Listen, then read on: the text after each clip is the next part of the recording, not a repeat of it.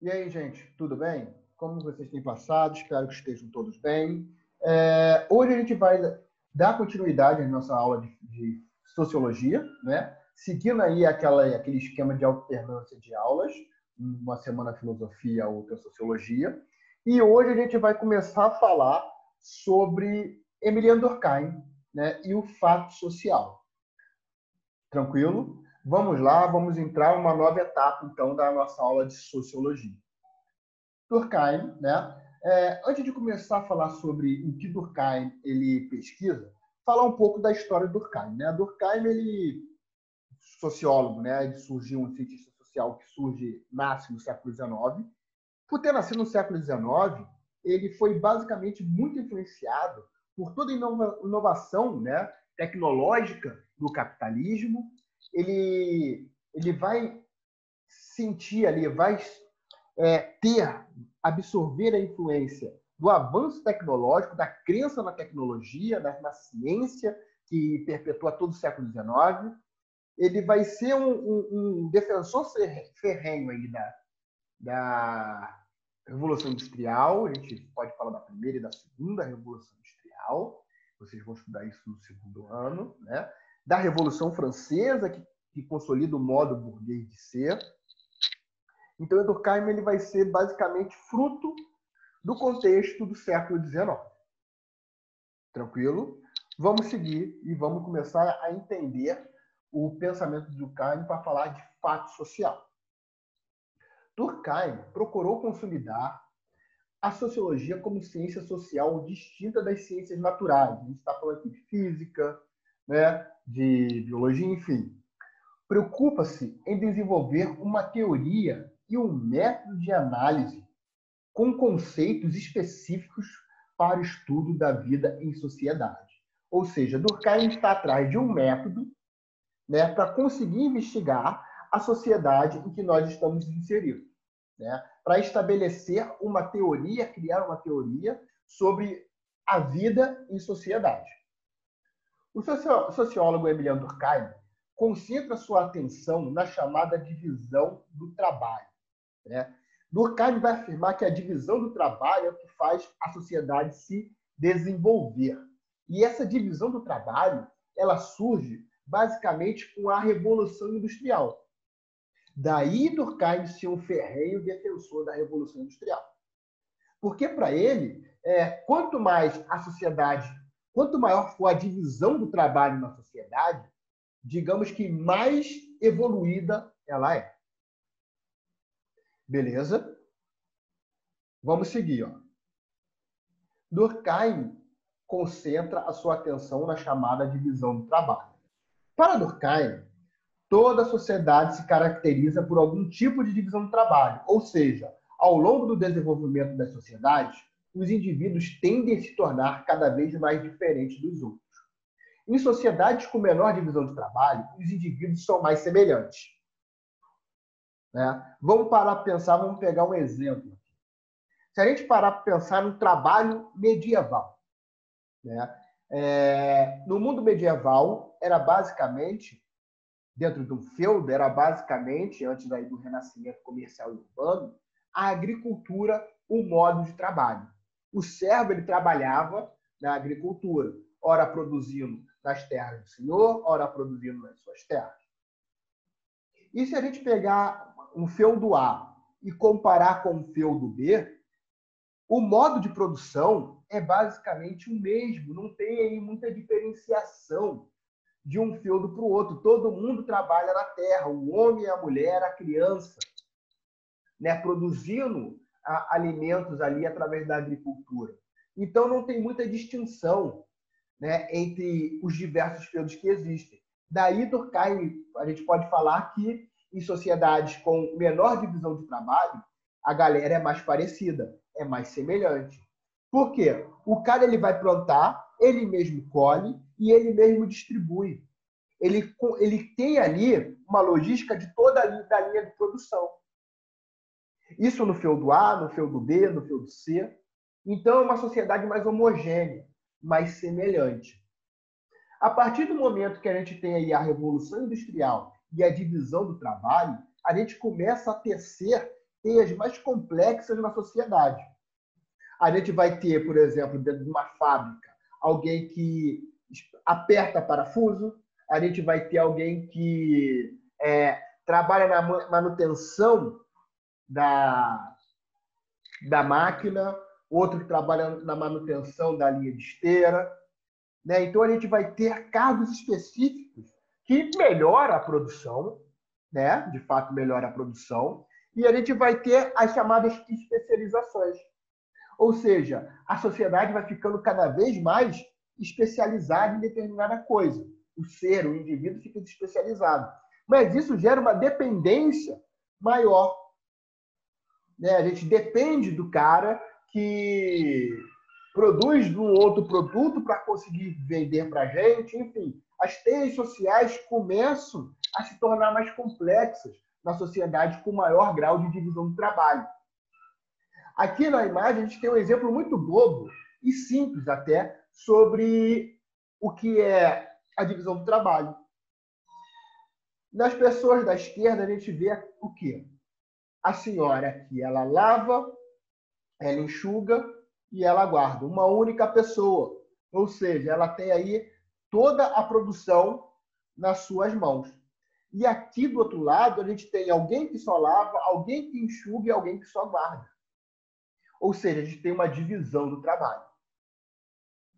E por exemplo, a pessoa que lava, ela vai conseguir lavar mais coisas porque ela só vai se dedicar à lavagem. A pessoa que só enxuga vai enxugar no tempo menor porque ela só vai estar ali enxugando. E, consequentemente, isso também se aplica à pessoa que está guardando as coisas.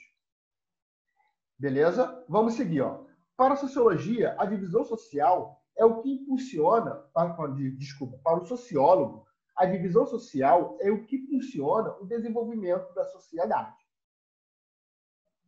Ao estudar a divisão do trabalho, Durkheim desenvolveu um outro conceito, o chamado fato social. Isso é um conceito chave para o entendimento aí da teoria de Durkheim. O autor entendia o fato social como uma coisa, um fenômeno tão apreensível quanto qualquer elemento físico ou biológico. Os fatos sociais seriam, assim, forma de pensar, sentir e agir que exerce uma força externa, a coerção, sobre os indivíduos. Tranquilo? Então, o fato social, a gente vai ver que ele pode ser diversas coisas. Né? É um fenômeno tão apreensível quanto qualquer outro fenômeno físico-biológico. O fato social seria, assim, forma de pensar, sentir e agir que exerce uma força sobre os indivíduos. A gente pode falar de leis, a gente pode falar de costumes, de cobranças. Tudo isso a gente pode entender como fato social. O autor considera o fato social um fenômeno que apresenta as seguintes características. Para ser considerado fato social, precisa ter uma generalidade, uma externalidade e uma coercitividade. Vamos lá. Generalidade. Uma generalidade que estivesse presente e fosse reconhecível em toda uma sociedade e grupo. Aí vamos aqui, tudo aquilo que é repetido em todos os indivíduos, que é comum em uma coletividade. Ou seja, tudo aquilo que se repete e se reproduz em todos os indivíduos em uma coletividade. Uma externalidade que fosse exterior às consequências sociais. Isso é, às consciências sociais. Isto é, que existe independente da vontade dos anseios do indivíduo. O exterior aos indivíduos possui independência das vontades isoladas, assim como regras, leis, normas.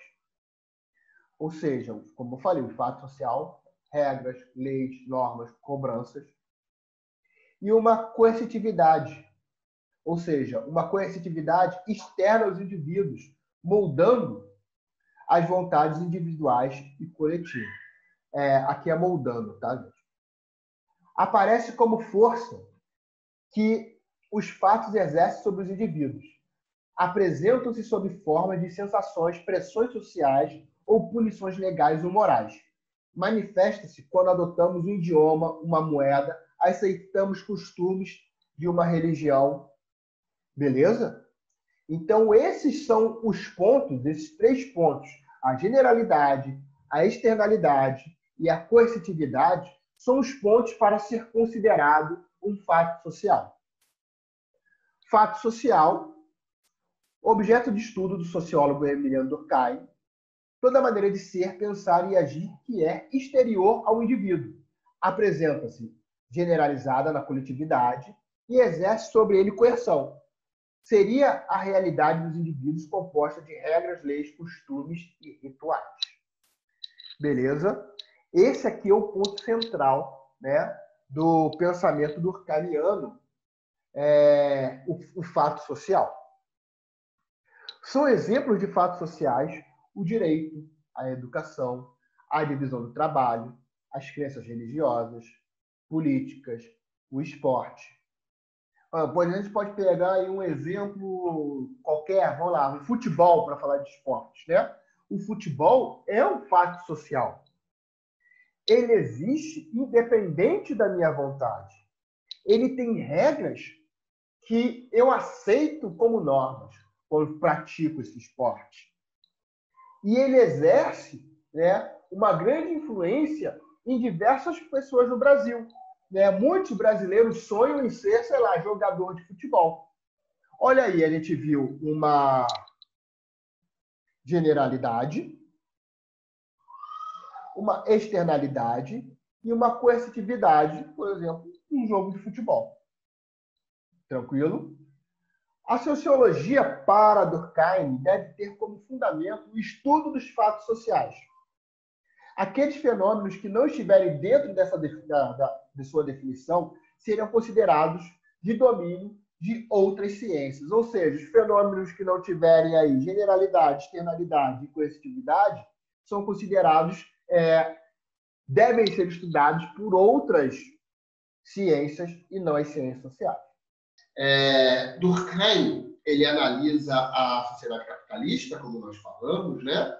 E, diferente de outros autores, por exemplo, Marx, que nós estudaremos em breve, Durkheim, ele acredita que a sociedade capitalista ela pode não gerar um conflito, né, como Marx costuma, como o pensamento marxista fala, né, o conflito de classes opostas que move a sociedade capitalista, né, a luta de classes, enfim.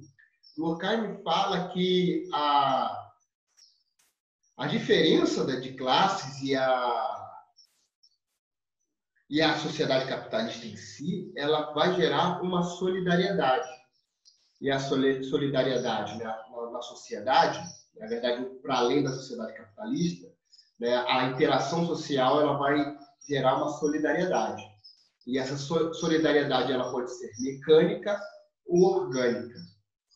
Né? E se, em um caso, a sociedade ela não gera a chamada solidariedade e gera um conflito, é sinal que alguma coisa está errada naquela sociedade. Durkheim, em seu livro da divisão do trabalho social, analisa a crescente especialização do trabalho promovida pela produção industrial moderna. Para Durkheim, quanto maior o grau da divisão social do trabalho, quanto maior a especialização, mais desenvolvida é uma sociedade, né? Mais complexa ela se torna. Para o autor, a especialização do trabalho gera uma forma superior de solidariedade. Né? Então, a gente vai começar a entrar nesse conceito da solidariedade. A gente vai perceber que existe a solidariedade mecânica, que condiz com uma realidade social de determinado lugar, de determinada comunidade, e uma solidariedade orgânica, que é o oposto da mecânica, né? Referente a um outro grau de relação de complexidade social. Vamos lá. Essas formas de solidariedade são a solidariedade mecânica e orgânica. Solidariedade mecânica, mais comum nas sociedades menos complexas, nas quais cada um sabe fazer quase todas as coisas que necessita para viver. Vamos lá. A solidariedade mecânica ela é comum em sociedades primitivas, em sociedades com menos grau de complexidade, por exemplo, as tribos indígenas, que têm outras complexidades, mas parando para analisar, através, por exemplo, da questão do trabalho propriamente dito, é uma sociedade que tem uma complexidade menor do que a nossa complexidade, que é a sociedade que nós vivemos. É basicamente aquela sociedade em que a pessoa, em determinada faixa etária de idade, condizentes ali com as suas condições físicas e tal, ela é capaz de fazer qualquer atividade daquela sociedade. Ela sabe produzir, sabe a função que ela deve tomar em determinada linha de produção, por exemplo, nas quais cada um sabe fazer quase todas as coisas que é necessário para viver. A gente a pessoa na sociedade primitiva, por exemplo, caçadores, as pessoas em si sabiam coletar, depois tem aí caçar. Aí, mais posteriormente, a gente vai ter aí a divisão social por gênero, trabalho segundo gênero aí das sociedades primitivas. Mas, enfim, todos sabem a linha de produção, todos sabem como funciona, todo mundo sabe fazer aquilo. Pode ter alguém que faz melhor do que o outro, mas todo mundo entende ou sabe o que deve ser feito, sabe que ele pode substituir ou fazer o mesmo trabalho que outra pessoa.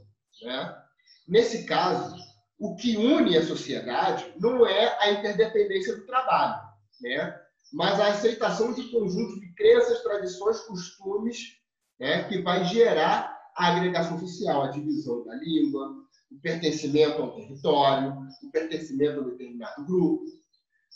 A sociedade ela não é presa pela divisão social do trabalho.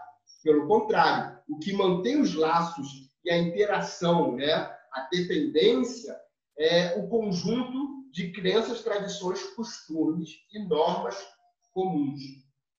Então, as sociedades menos complexas, as sociedades mais simples, elas vai ser característico dela a chamada solidariedade mecânica.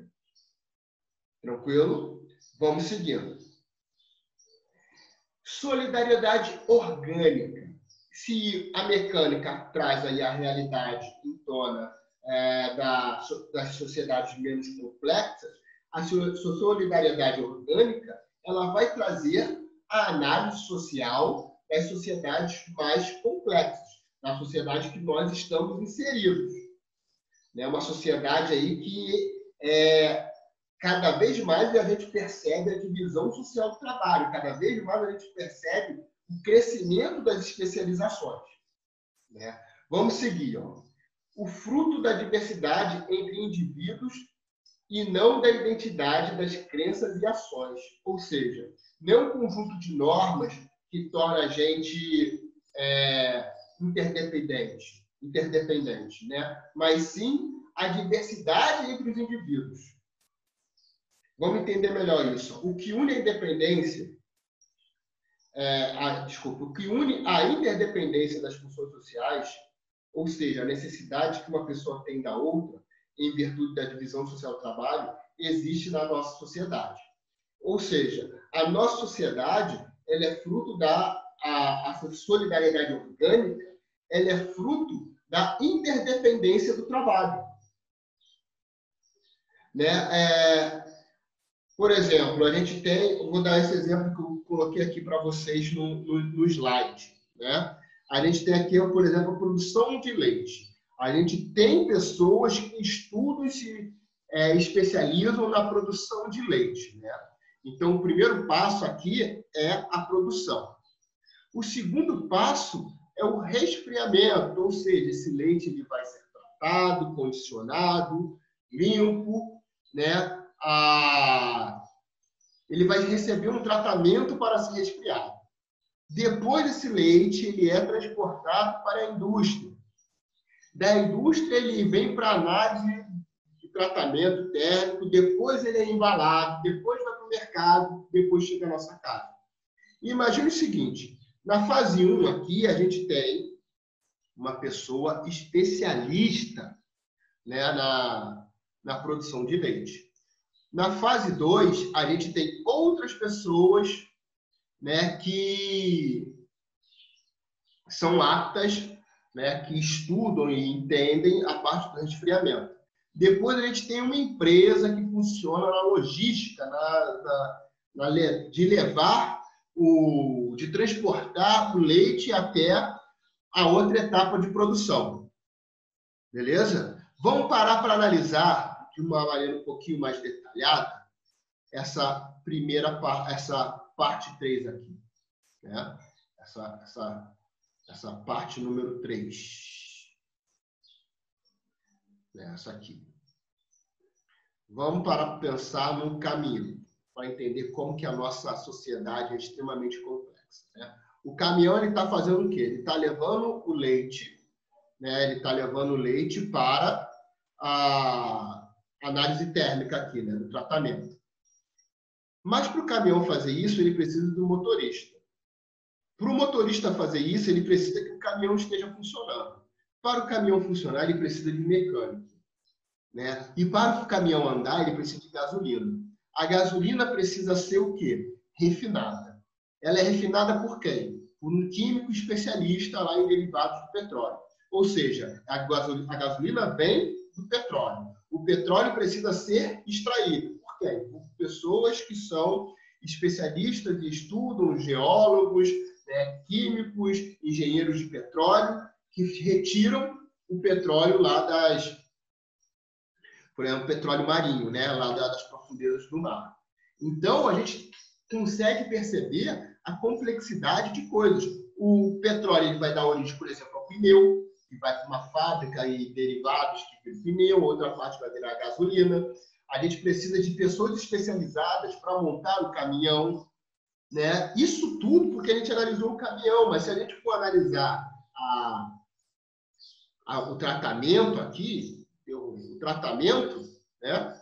A fábrica tem outra gama de pessoas especializadas na construção das máquinas, na manutenção. Ou seja, a nossa sociedade ela é formada basicamente por teias que vai conectando uma pessoa a outra, mas é uma dependência devido ao grau de divisão do trabalho. A gente, consumidor, a gente está aqui, ó, na última etapa dessa linha, em que o produto já chega pronto na nossa casa. A gente vai lá no mercado e compra. Até o produto chegar até aqui, ele já passou por milhares de caminhos, assim, por milhares de pessoas que estão interdependentes, que são interdependentes por conta da divisão social do trabalho. Isso é fruto da solidariedade orgânica, segundo Durkheim, da complexidade que se vive na sociedade que temos hoje. Beleza? Então, a solidariedade orgânica ela é constituída em sociedades mais simples, né? E a solidariedade orgânica de uma sociedade com mais complexidade devido à especialização e à divisão do trabalho. Tranquilo? Com base nessa visão, na sociedade moderna, a coesão social seria dada pela divisão crescente do trabalho. Quanto maior a divisão social do trabalho, mais complexa se torna a sociedade e maior o grau de desenvolvimento dessa sociedade. Tudo bem, gente? Então, meus queridos, tchau, tchau e até a próxima.